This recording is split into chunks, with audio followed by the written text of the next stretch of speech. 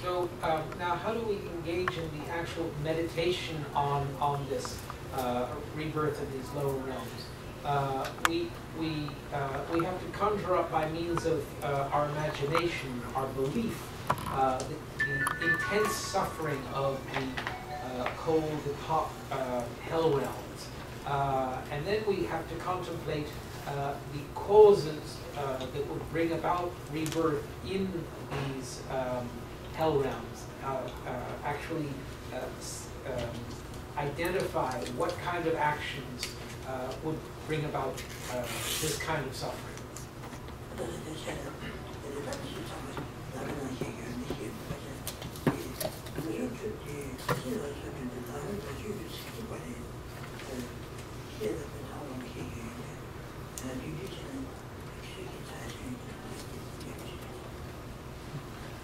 So it is not necessary for us to go into the different sufferings and the different lower realms. This is very well taught within the Lamrim. The subject of this 37 practices of Bodhisattva is all contained within Lamrim. This is Lamrim. And so one can study these things and contemplate them very extensively, as is found in the Lamrim. These are sort of this is a very abbreviated, practical text on the same subject.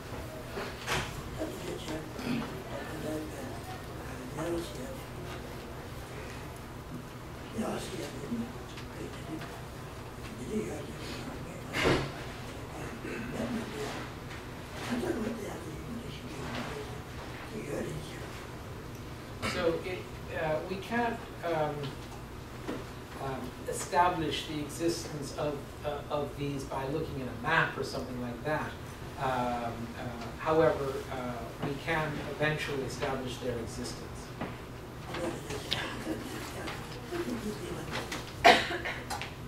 So the next, 11, the pleasures of the three realms, like dewdrops on a blade of grass, are objects that perish in an instant.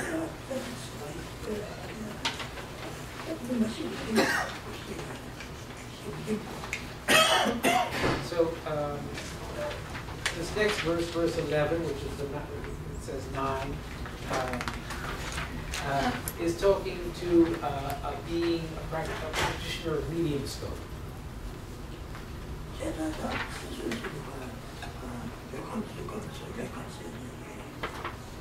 So the three realms are the desire realm, the form realm, and the formless realm.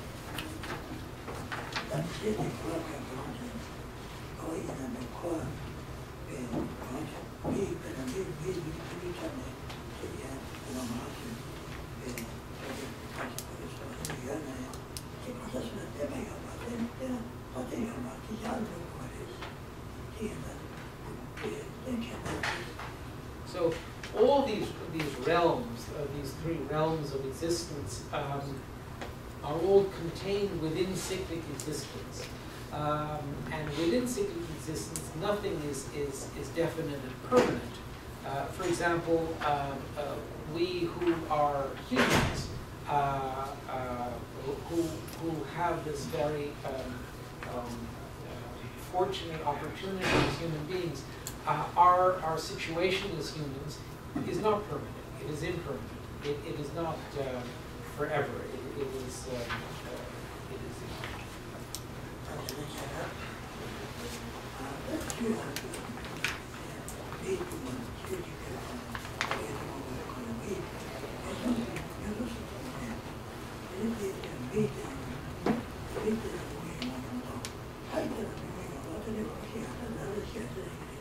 So within, as we find in the Lamrim, very extensively described, there is the suffering that is experienced as a human being, human suffering. There are also the sufferings that are experienced in all the different lower realms. And then there is the suffering that is experienced within the demigod and god realms.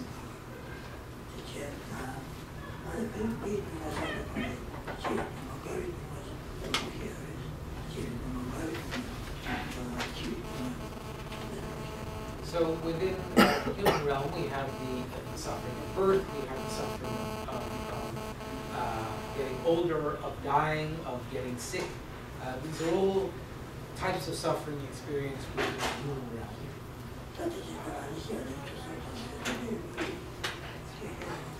So it's not necessary for us to go into these. These are all things that we find within the Landing. And now we move on to the practitioner, the greater skilled practitioner.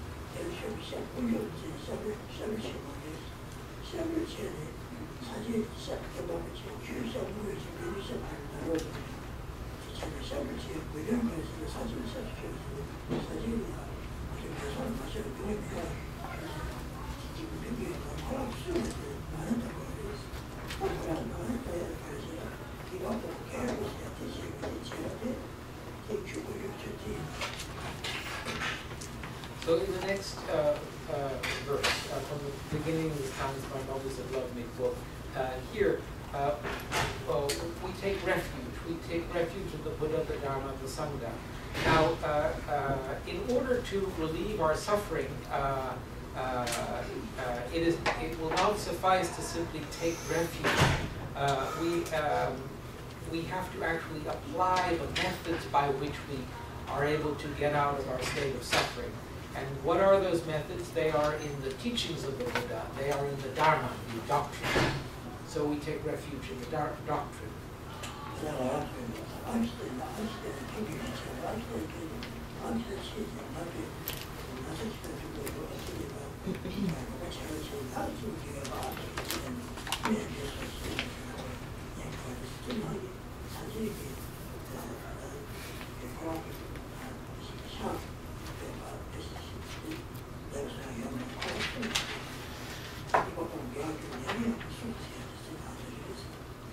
So it's sort of like if we go to the doctor when we're sick. If we go to the doctor and we ask the doctor to cure us or to diagnose and cure us, that will of course not suffice. We have to listen to what the doctor says, and we have to actually take the doctor's medicine. That is how we will get over our ailment. In the same way, simply taking refuge in the Buddha will not suffice. We have to apply his teachings. We have to practice what he teaches.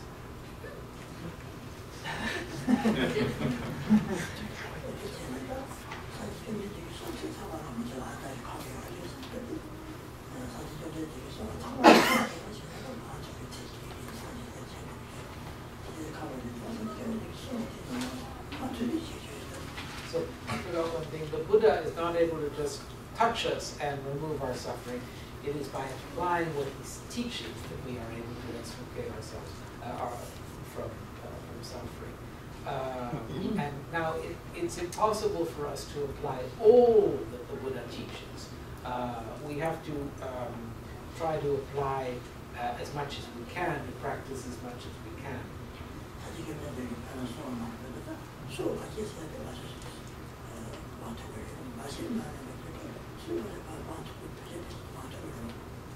So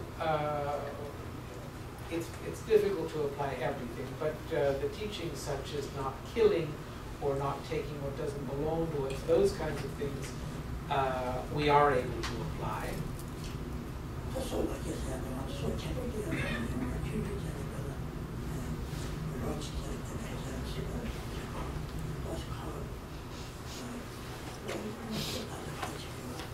So now, taking killing, for example, yes, we are able to abstain from killing large sentient beings, but when it gets to the little ones, it gets a little more difficult, doesn't it?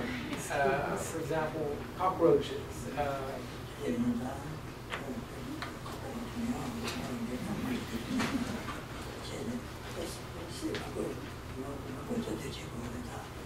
So, but we can work effectively to diminish the need to kill cockroaches. We can clean, and by cleaning them.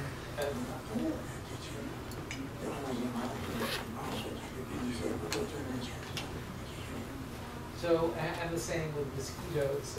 We can do whatever we can to not have to kill the mosquitoes.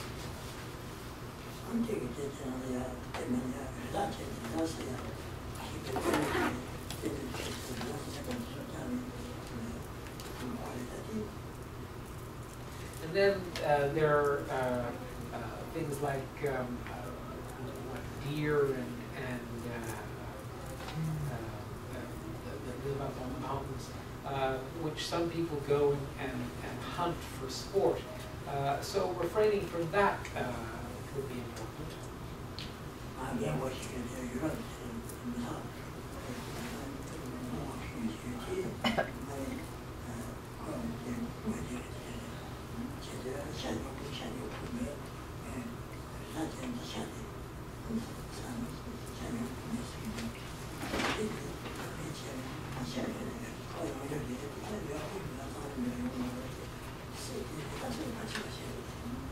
So I have a friend, a European friend, who told me that he doesn't have to buy meat.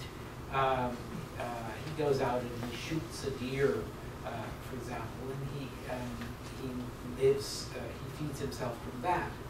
And I said to him, what's the point of doing that? I mean, it's not that you're out of money. You could buy your meat rather than going out and killing it.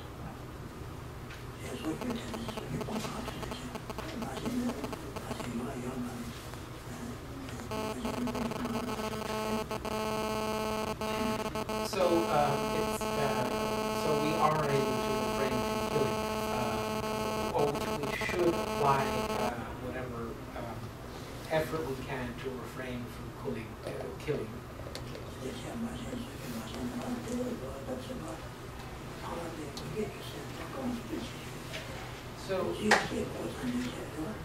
So regarding the not stealing, for example, and the other non-virtuous, 10 non-virtuous actions, if we can work at diminishing our need or tendency to engage in those non-virtuous actions, that's how to practice.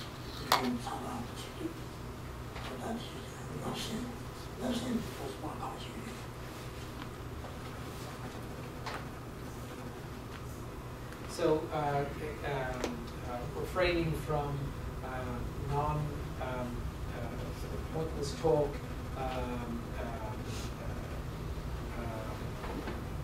harmful talk, the different kinds of non-virtuous actions of speech, some of which can be difficult to refrain from.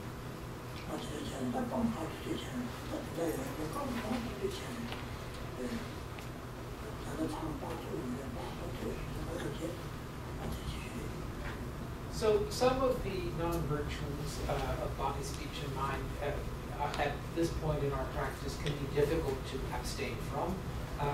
And for those more difficult ones, if we pray that we may be able to diminish our tendency and abandon them totally, that's the way to go about it.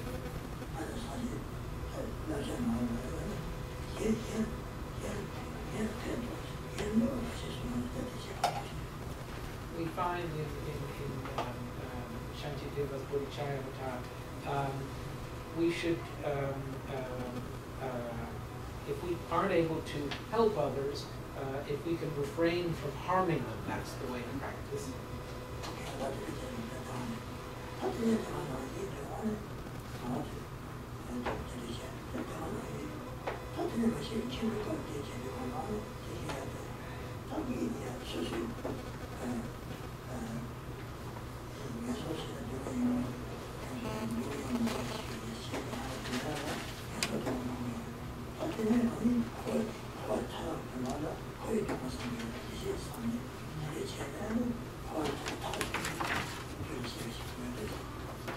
So, at first, for being a lesser scope being, one who is working towards the attainment of a better rebirth in the future, one would contemplate the sufferings in the lower realms. For a medium scope practitioner, intend on attaining freedom from cyclic existence, such a practitioner would contemplate the suffering within all of cyclic existence.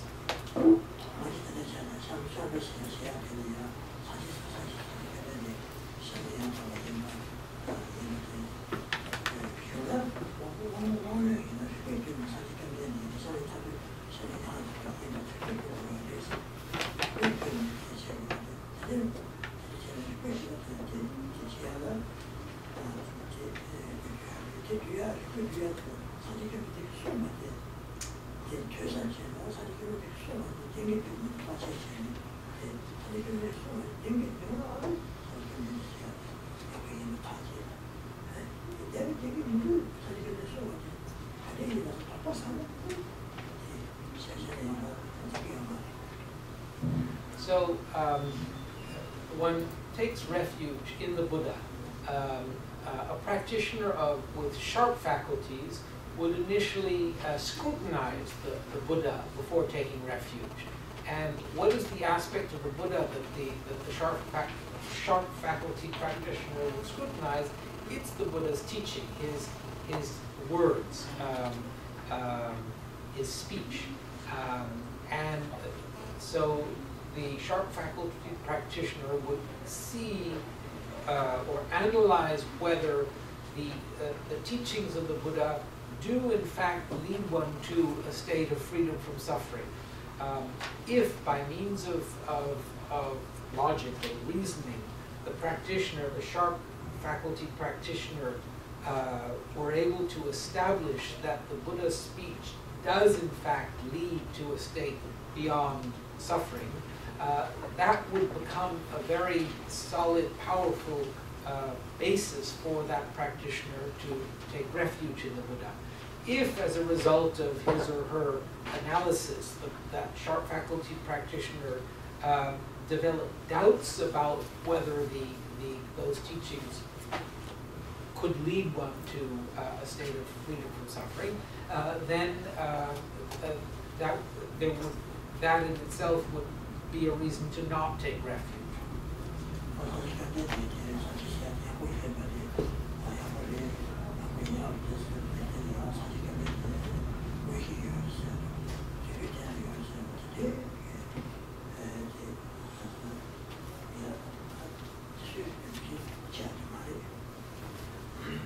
So, if one simply establishes that a Buddha has clairvoyance, has the ability to perform miracles, those qualities of a Buddha are not the qualities that one should scrutinize or develop admiration for.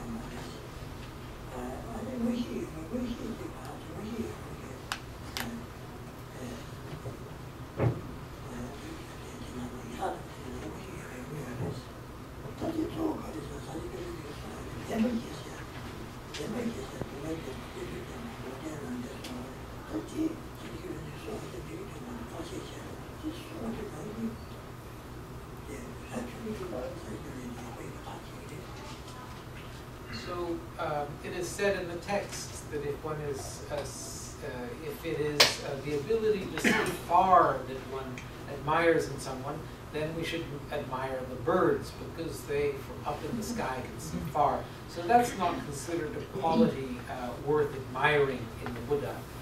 And if it's a question of certain clairvoyance, it is said that certain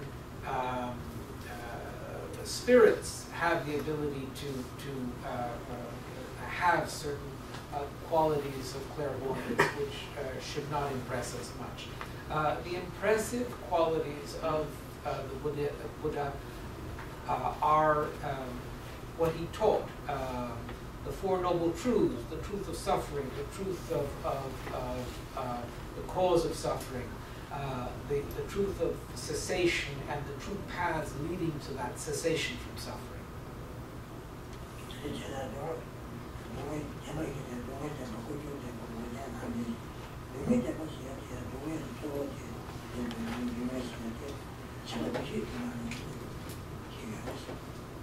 So now, among those Four Noble Truths, when you take the truth of suffering, it is the all-pervasive suffering of conditioning that is the important one.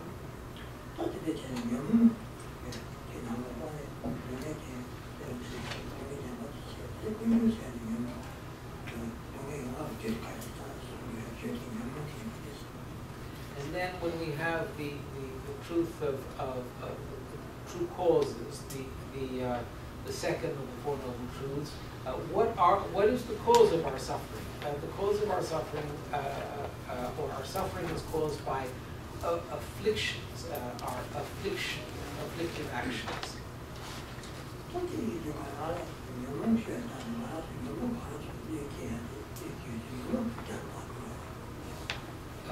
And so we should analyze this and come to recognize that it is our afflictions that cause us suffering. And therefore we should consider those afflictions to be our enemy.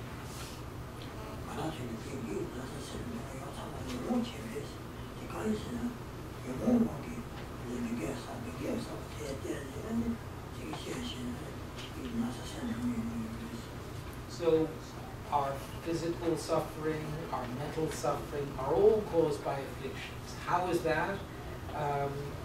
Those sufferings are caused by our engaging in non-virtuous actions. And what propels us to engage in non-virtuous actions are our afflictive emotions.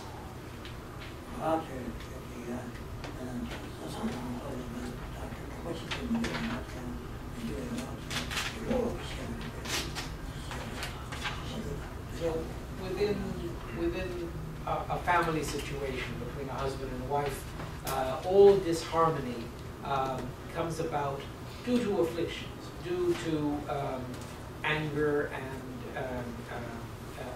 attachment and aversion, basically.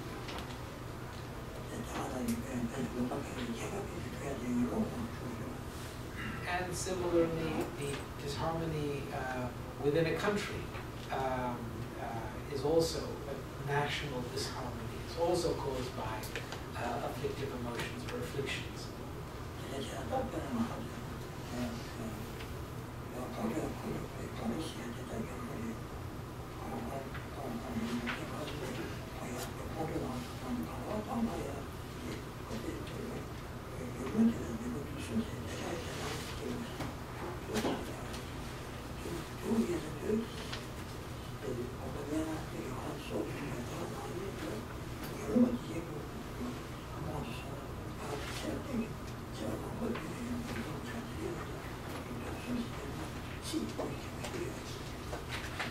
So, whatever suffering we experience, whatever difficulties or suffering that we experience, come about as a result of our afflictions. Basically, the three root afflictions of attachment, aversion, and ignorance. They are considered to be the three poisons And just as if we were to ingest some sort of poison, we would immediately try to get rid of it. We must work to get rid of the afflictive, the three root afflictive poisons that cause us all our suffering.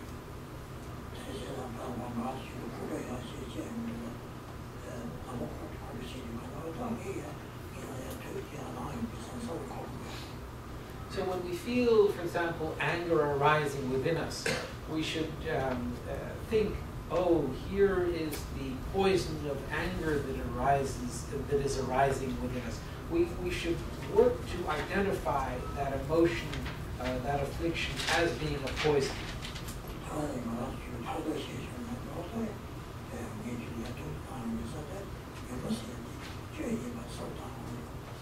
And regarding jealousy, for example, another affliction, we should have the same recognition of it as being a poison.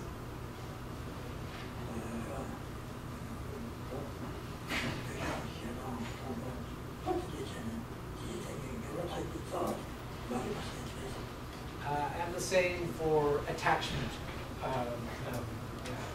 anger, hatred. And the root cause of all these afflictions is our ignorance.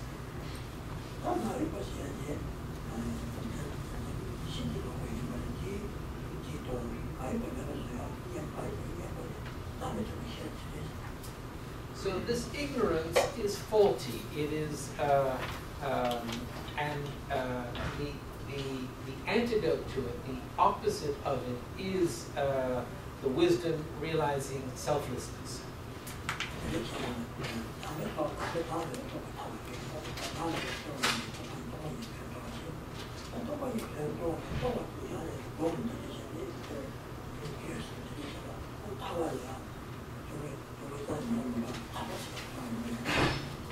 So this selflessness that we have to develop the realization of, which is when we develop the wisdom realizing selflessness, this selflessness is emptiness. And what we have to do is work in our meditation at cultivating and developing a realization of emptiness.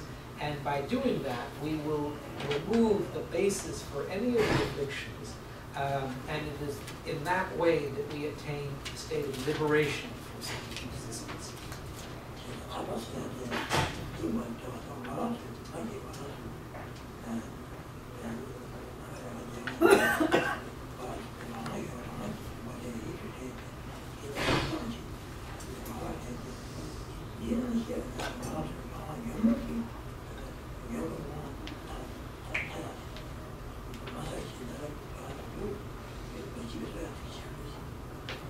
So we are all living in America, and as citizens or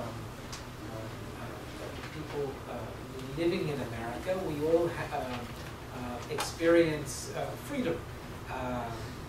So we do have a certain kind of freedom here, but we don't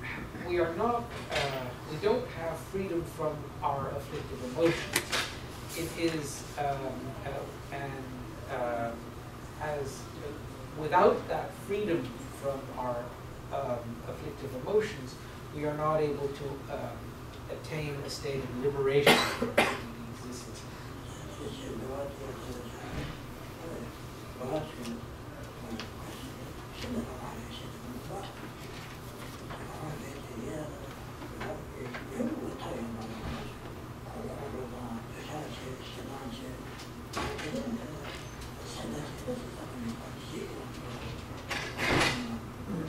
So yes, we are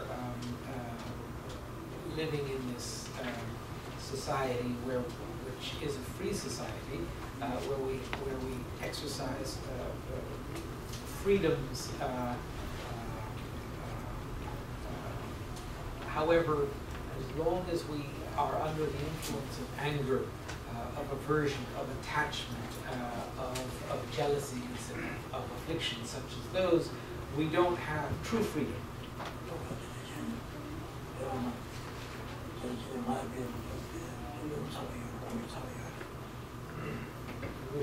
I have a bad temper. I get very angry.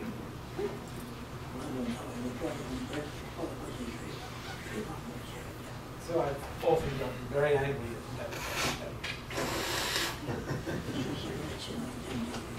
sort of like cats and dogs, we call it.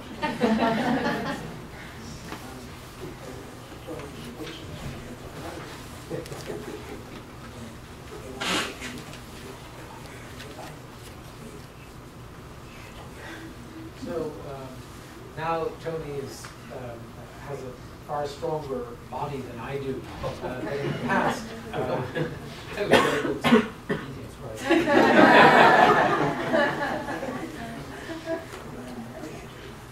So now I would not be able to eat him. I would lose all of it. I have good teeth. And strong grip. And strong grip.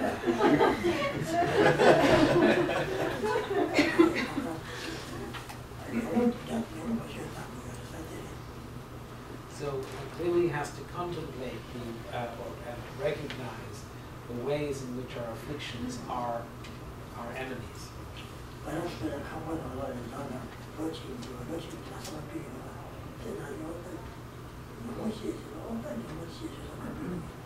So, in the same way that in our homes, if we see a roach, we will immediately get rid of it.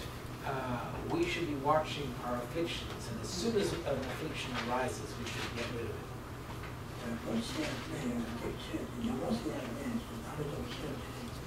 So, to get rid of roaches, there are certain, what in Tibetan, the word is medicines. And the medicine that is applied for removing our afflictions is the wisdom realizing emptiness.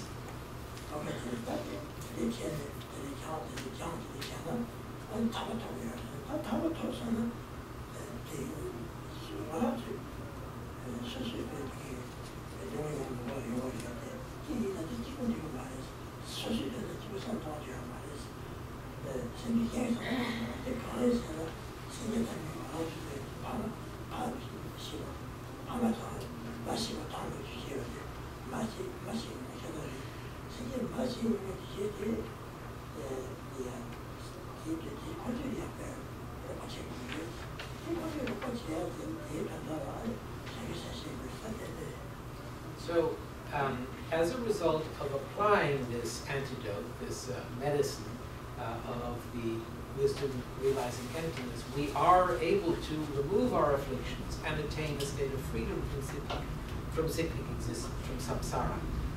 However, that would be our own freedom from the sufferings of samsara. It would apply only to us. And that really will not suffice. If we look around, all sentient beings have in the past been our mothers, our fathers. If we think about the infinite lifetimes that we have existed, and so many of them we have been born from a mother, we can thereby see that all sentient beings must have been our mothers in past lives. And so we have to work to attain a state to be able to help them.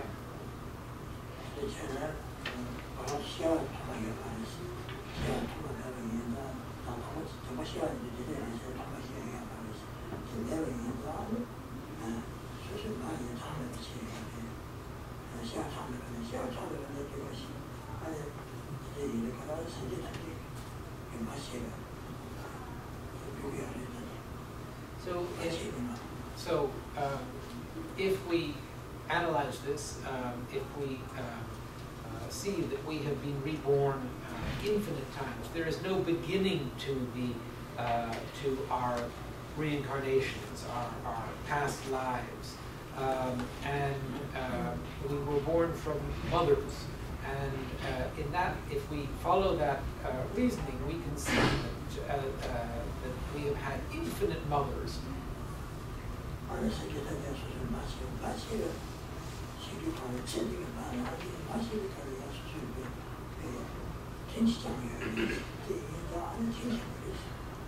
And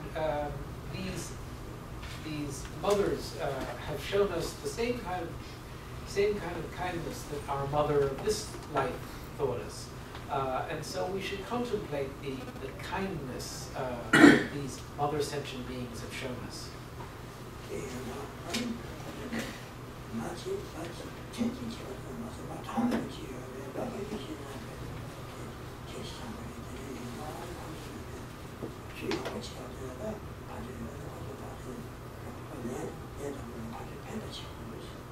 So it's not that we've been born from our mothers once.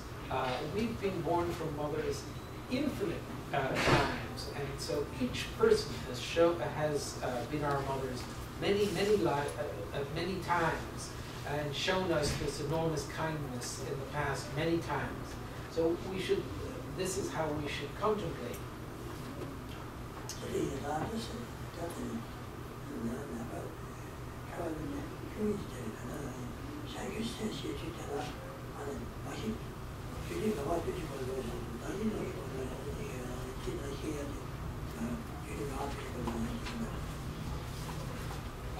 So there are two methods for generating bodhicitta. There's the method of the sevenfold cause and effect method, and then there's the exchanging self for others. And here, what is being referred to is the sevenfold cause and effect method for generating bodhicitta.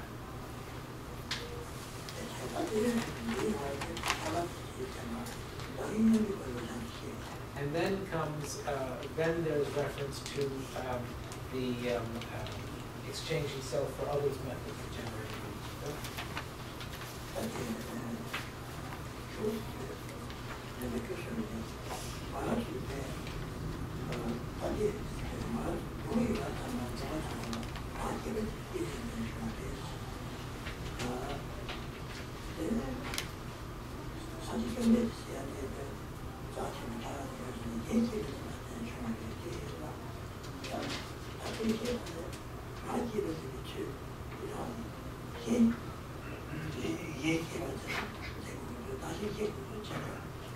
So in the 11th verse, which is verse 11, which is the 13th verse, it talks about how the contemplation that one engages in the exchange of self for others. We think about how, though we all wish for suffering, it is all of the suffering. Sorry, we all wish for happiness. All the suffering that we experience is the result of our engaging in actions that are motivated by self-cherishing. So self-cherishing is the root of all our suffering. While the Buddhas attain their Buddhahood as a result of cherishing others.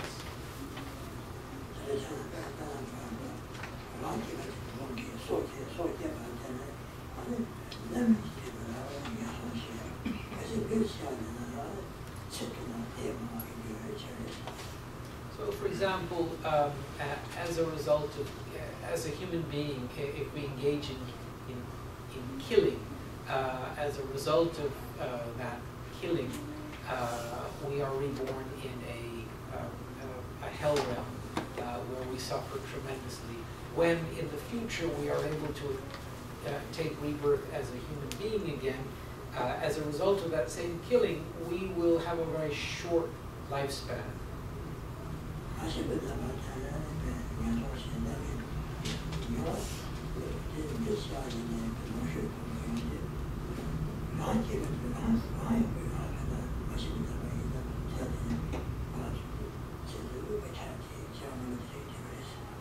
So, and then stealing, for example, as a result of taking that which doesn't belong to us, taking from others, we are reborn in a lower realm of existence where we experience great suffering. Then, eventually, when we take rebirth as a human being, we are very poor. We don't have things. We don't, and that is the result of our having stolen. So we steal in order to satisfy ourselves. That the motivation for stealing is self-cherishing.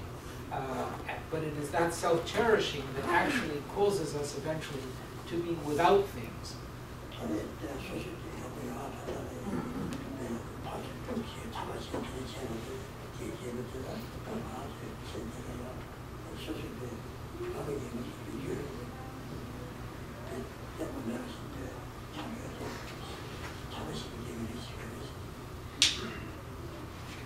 And as a result of improper moral conduct, we cause, that becomes, out of our wishing to engage in out of attachment, pursuing someone who is improper, that causes us suffering. That is what causes us the unhappiness of separation, of not being with the people whom we wish to be with, or whom we love. So in the same way, our actions that are motivated by self-cherishing cause us the suffering of the opposite nature.